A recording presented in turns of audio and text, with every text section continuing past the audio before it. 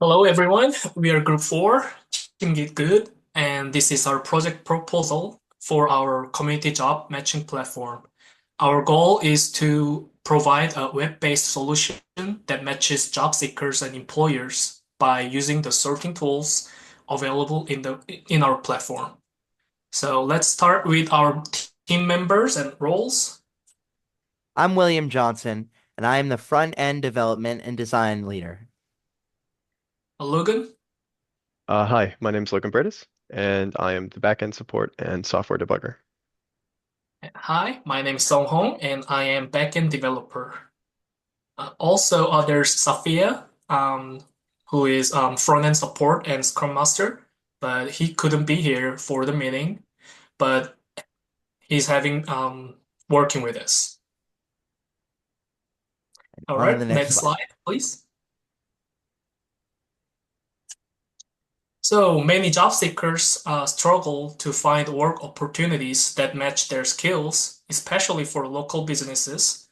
So large job boards have a tendency of being far too broad, often overlooking local gigs or small businesses.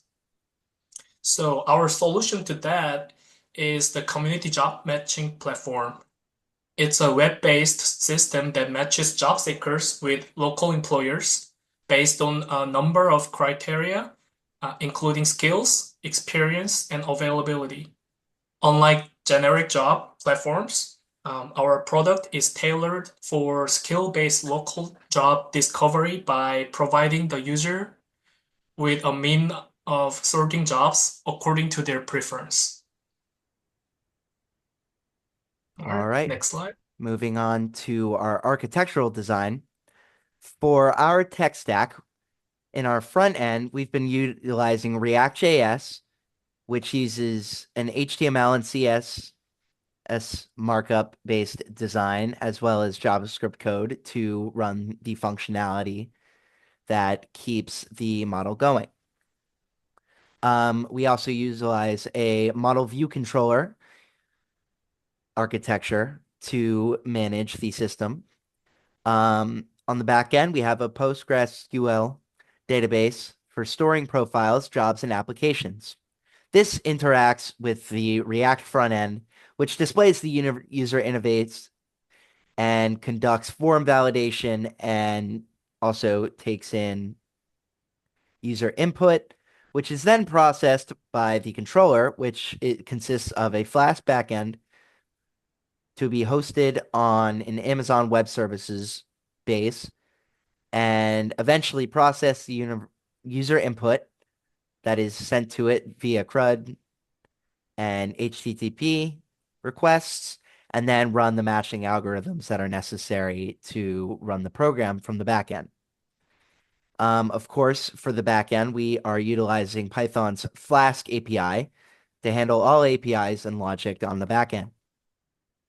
And then once again, the database is going to be PostgreSQL for storing user and job data. That is going to be hosted on an Amazon Web Services platform on the back end. So our system decomposition consists of the presentation layer, the application layer, the business layer, and the data layer. For the user interface, we have a web-based front end for job seekers and employers to interact with each other via a profile system and applications and resumes. For the application layer, we have an API component which uses CRUD communications between the front end and the back end. For authentication, we have a user login, registration, and encryption system, similar to many other large applications available on the web. Also, it's the job management component, also in the business layer, which is composed of job postings, applications, resumes, and matches between different jobs and job seekers. The database holds a schema consisting of user profiles, job listings, and application data, which we will get further into on succeeding slides. And then in the cloud storage section, is where we're going to be using a larger set of available data storage to hold resumes, images, and any other files that may be needed throughout the system. Next, we have our system context model, which is also important to the architectural decomposition of the system. We have the job seeker and employer, which utilizes register and login system. Job seekers search for jobs and apply to jobs using their applications and resumes. And those interactions go to the front end, or at least they are, at least that's what they're interacting with, which displays the UI, handles the user input at first before sending it to the server, and translates files into displayable UI output. Then, with a CRUD HTTP system, we send it to the server, which hosts the Flask backend and the database, and that accepts the HTTP requests and consists of robust encryption as well. AWS will mostly be handling that.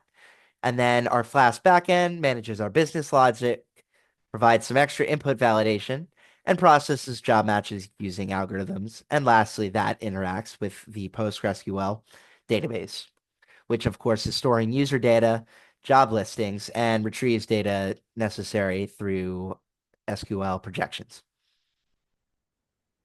All right. Let's take a look at some user stories. First, we have user authentication. Users want security and their personal data protected, so users will be able to securely register, log in, and recover passwords via email verification. Job listings. Employers want to post listings for their job seekers. Employers will be able to post, edit, and remove job opportunities. For profile and resume uploading, job seekers want to upload and edit their resumes. So job seekers will be able to create profiles and upload their resumes. For the job matching system, job seekers and employers want to be matched with relevant jobs and applications. And so our algorithm will recommend jobs based on user skills, location, and other filters that the user can decide on. For the product backlog, we used planning poker, 1 through 10 estimation scale, 1 to 3 being simple, 4 through 6 moderate, 7 through 10 complex. So a quick overview of our product backlog. For user registration, we agreed that implementing login and registration were simple tasks, but the password recovery and encryption were moderate. Creating the job posting functionality was ranked at about 5, but implementing job expiration, editing, deletion were simple tasks. Implementing resume uploading and editing is fairly moderate.